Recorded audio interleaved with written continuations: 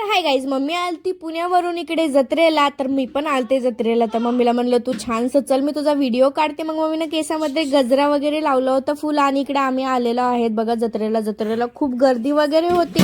आणि मग त्याच्यानंतर आम्ही गेलो पाया वगैरे पडण्यासाठी, आणि इकडे सगळे रेवडे आपापल्या घेत आहे. ती रेवडे उधळण्याची प्रथा आहे, आणि ही जत्रा आहे म्हसोबा महाराज यांची. माझ्या डोक्यामध्ये रेवड्या खूपच लागत होत्या, म्हणून मी डोक्यावर घेतलं होतं, आणि ऊन पण लागत होतं. आणि त्याच्यानंतर मग आम्ही सगळ्यांनी रेवड्या घेतल्या आपापल्या. ही आहे म्हसोबा महाराज, तुम्ही बघू शकतात. आणि मग त्याच्यानंतर सगळे आम्ही चाललो होतो रेवड्या उधळण्यासाठी.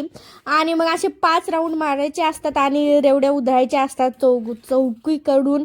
आणि मग त्याच्यानंतर आम्ही इकडे मम्मी ते आम्ही पाया पडायला लागलोत. मग पाया वगैरे पडल्याच्या नंतर म्हटलं चला आपण फोटो वगैरे काढू. फोटो वगैरे काढल्याच्या नंतर म्हटलं चला आपण ना जत्रा फिरून वगैरे येऊ.